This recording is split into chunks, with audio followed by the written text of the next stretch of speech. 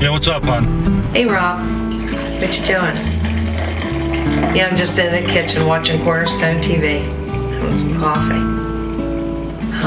Do you have anybody to pray for today? Any shippers? No, I don't have any shippers today, but I got a couple of kids that I've been talking to about the Lord, so I don't want to put you off the phone right now, but kind of a good conversation with them, so I'll tell you about it later. Okay?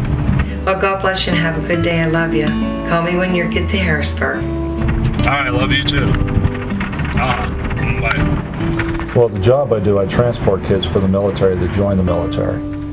And the Lord gives me an opportunity on my van every day that I have kids to open the door somehow from my military background to talk to them, and the Lord always opens the door that I can start referring it to how He works.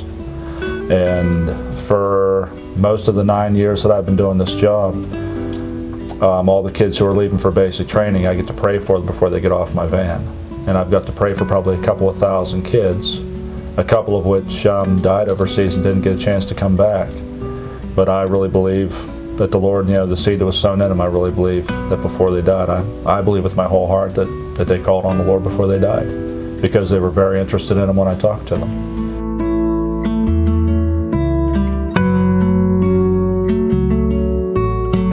April 1998, actually my sister at the time didn't know the Lord, and she lived in Harrisburg.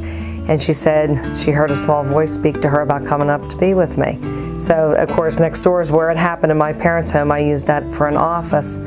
She came over to see me at the office and found me on the floor.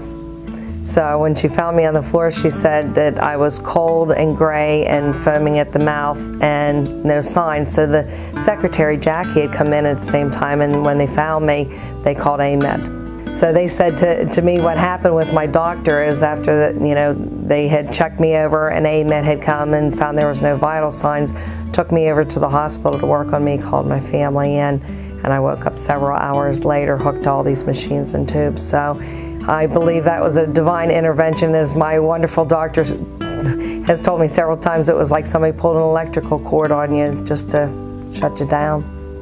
So my husband at that time was gone. I was sick. The company was closing down. I had a business that I loved working at, and with it closing down, of course, you know what that means. Then the bank comes in. You can't pay your bills, any of your bills. Was served with foreclosure papers and then served with sheriff's sale papers that the properties, the 2 homes and all the mountain property would be gone, and just put it in the Lord's hands. And of course calling you guys on the phone as prayer partners and seeking the Lord that the right thing would be done. Didn't move anything at all, and the next day we had a miracle breakthrough. I was going through a rough time and would listen to Cornerstone TV all the time, and I was so blessed that people had given then to keep Cornerstone on the air, because across from our house is your towers. And what a blessing, because I didn't have a cable then, I only had rabbit ears. So if people wouldn't have given, I wouldn't have been able to hear the Word and to see Cornerstone TV.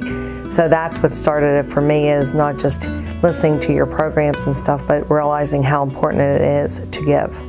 Stay the course with Cornerstone. Stay in partnership with Cornerstone. Keep them doing what they're doing. They can't do what they do without all the people who are calling in, pledging in, and partnering with them. That's what enables Cornerstone to do what they do.